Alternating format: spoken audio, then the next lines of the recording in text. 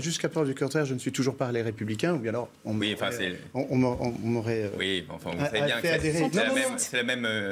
c'est la même famille. Vous aurez le même candidat à LR. Bien sûr que nous aurons... Persuadé que ce soir, vous regarderez le débat avec impatience. Bien sûr, avec un candidat de la droite et du centre, effectivement. Mais cela n'empêche que pour l'instant, je reviens aux milliards, c'est effectivement ce qu'est en train de faire le président de la République, à faire avec le carnet de chèques, sortir tous les 15 jours un nouveau chèque pour faire plaisir à quelques mois des élections présidentielles. Déjà sur le principe, je trouve ça particulièrement scandaleux qu'on ne mesure pas à quel point cette communication outrancière ne soit pas déjà incorporé dans ces comptes de campagne. Quel chèque vous n'auriez pas fait? Pour l'instant, ça s'appelle un procès d'intention. Non, c'est une question. Et la deuxième chose, c'est le grand élément de ça fait 3 personnes qui essayent de s'exprimer. Ça fait 3 personnes que vous coupez systématiquement. Laissez-les juste s'exprimer et puis après, vous pourrez y revenir. Moi aussi, je considère que vous avez une façon particulièrement choquante de dire que tout va bien en France. Oui, il y a eu des avancées qui ont été faites pendant ce quinquennat. Oui, il y a eu des avancées de fait dans beaucoup de domaines dans ce quinquennat. Et heureusement, vous êtes majoritaire, vous avez tous les leviers pour pouvoir faire avancer les choses. Donc, pourquoi pas? Il y a eu des choses de fait. Par contre, il ne faudrait pas se satisfaire à ce point-là. Jusqu'à preuve du contraire, chaque élection intermédiaire, on vous a expliqué quand même, les Français vous ont expliqué qu'ils n'étaient pas forcément complètement d'accord avec vous. Que ce soit aux élections régionales, aux élections municipales... Non, mais vous m'emmènerez pas dans vos discussions, d'agression. On parle du pouvoir d'achat, vous me dites, vous êtes satisfait de vous-même. J'ai pas dit ça. J'ai dit juste concrètement, ça a augmenté. Est-ce que c'est suffisant? Je continue de penser que dans le domaine médical, dans le domaine de la santé, en ce moment, l'hôpital, il est à la rue. Il est à la rue. Malgré le Grenelle de la santé, ils sont à la rue. Mais parce que c'était pas suffisant. Visiblement, c'était 8 milliards, c'était pas suffisant. Donc demandez aux médecins, demandez aux infirmières, toutes ces infirmières qui ne sont plus présentes pour assurer les services dans les hôpitaux, et s'ils ne sont plus présentes ou s'ils ne sont plus présents, ces infirmiers, c'est justement parce que le compte n'y était pas. Oui, c'est normal. Alors déjà, il fait l'échec d'abord et puis après il donnera des propositions. Donc c'est plutôt pas mal de se dire, heureusement qu'il aura des propositions. Ce qui est certain, c'est qu'on a un besoin important de forces de police sur le terrain, que ce soit la police de proximité, mais aussi de la police pour faire des enquêtes, pour pouvoir justement trouver des solutions et surtout arrêter ceux qui commettent ces méfaits. Il faut aussi, on ne peut pas sortir le volet justice des problèmes de sécurité, parce qu'encore une fois, c'est trop important. On parle là de propositions pour des peines minimales, que les peines minimales soient également réalisées et soient faites en prison. C'est ça qui est important. Je crois qu'on ne peut pas se demander comment un policier qui est agressé, d'une façon ou d'une autre, les personnes ne fassent pas de la prison. Ça, c'est quelque chose qui est, pour moi, complètement inadmissible. Et la justice a très certainement une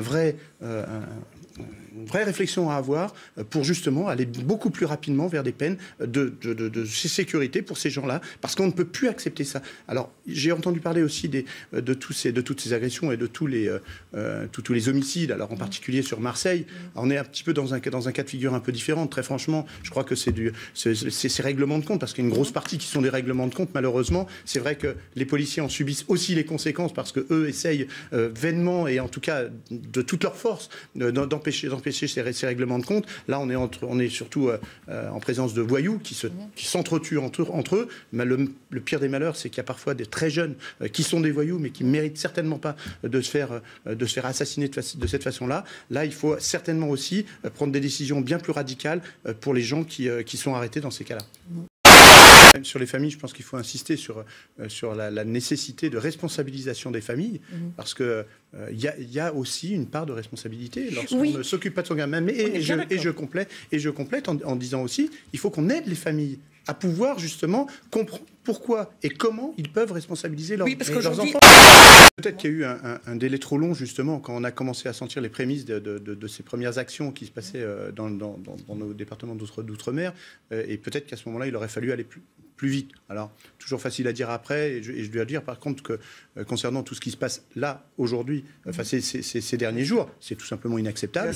On ne peut pas considérer qu'on a le droit de casser un magasin et aller le piller, aller casser un distributeur automatique de billets, qu'on mette le feu aux voitures. Enfin, il y a encore une fois, très certainement, dans tous les véhicules et dans tous ceux qui sont victimes de ces pillages, très certainement des gens qui sont de leur famille, de leurs proches, des gens modestes qui vivent déjà dans des difficultés financières importantes, et finalement, c'est eux les premières victimes. Donc, de toute façon, ce sont des voyous, et c'est normal qu'on envoie des forces de l'ordre pour pouvoir empêcher ces débordements qui sont tout simplement inadmissibles. Par contre, peut-être qu'on aurait pu comprendre, parce qu'on le sent bien depuis un moment, déjà les difficultés qui ont percé pour arriver à convaincre les Guadeloupéens en particulier d'aller se faire vacciner, c'est qu'il y avait peut-être une approche différente ou complémentaire à faire. C'est toujours un peu difficile à en parler après. Mais dans 10 jours, c'est dans 10 jours. Plus de 5 ans. Je vais vous dire un scoop. Ce matin, moi j'ai 62 ans. Je me suis fait vacciner la deuxième dose en avril. Je suis passé parce qu'on a un centre de vaccination éphémère à Viry-Châtillon pour pouvoir. On va même chez les gens. Le médecin me dit en fin de matinée, il y a une dose qui reste dans le truc. Est-ce que vous voulez avoir la troisième? J'ai eu la troisième. C'est un médecin. Je pense qu'il a fait ça d'une manière intelligente. Il s'est pas dit je vais abîmer Monsieur Villain pour le plaisir. Donc là, quand on parle de dire le 1er décembre, qu'est-ce que ça change de dire au 1er décembre ou de dire allez-y, on va gagner du temps. Exactement. On va gagner du temps. Et encore une fois, je porte même pas de jugement sur cette troisième dose. Moi non plus, je suis pas médecin, je suis pas capable d'en parler. Mais pourquoi 15 jours? C'est quoi 15 jours dans ça rime pas à grand-chose. C'est qu'il a fallu encore une fois une crise pareille pour qu'on arrive enfin, nous, Européens, à s'entendre et à trouver des solutions communes.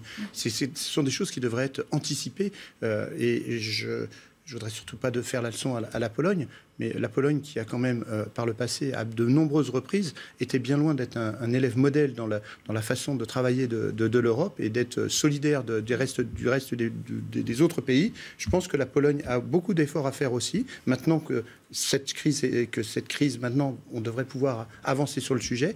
Faut le garder, il faudra garder en mémoire. Vous voulez dire dans quel domaine? Dans plein de domaines, ne serait-ce que quand ils choisissent d'aller chercher des avions de chasse ailleurs que dans l'Europe, déjà, ne serait-ce que ça, c'est déjà... Non, mais ça montre surtout que le fonctionnement de l'Europe est mis à mal, en fait. Non, mais là, je pense qu'il faut... les valeurs qu'ils défendent. Ils défendent je vous entends et je trouve que... anti-LGBT qui est très clairement organisée en Pologne. C'est une rumeur, c'est une fake news. C'est pas vrai, c'est pas une rumeur. Juste pour revenir juste là-dessus... L'Union européenne veut imposer des valeurs progressistes à tous ses États membres.